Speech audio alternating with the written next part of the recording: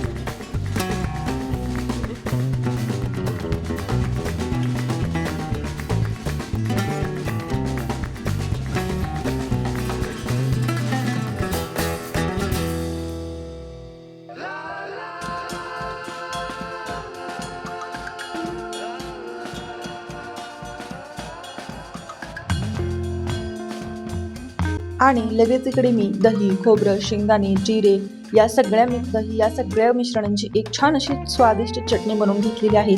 तर आपले सुंदर असे पराठे बनवून रेडी आहेत। या तुम्ही पण खायला, इतके चविष्ट लागतात। तुम्ही पण नक्की रेसिपी ही ट्राय करून बघा, खूप पौष्टिक असतात, हेल्दी असतात। याच्याने आपलं रक्त शुद्ध होतं, रोगप्रतिकारक शक्ती देखील वाढते।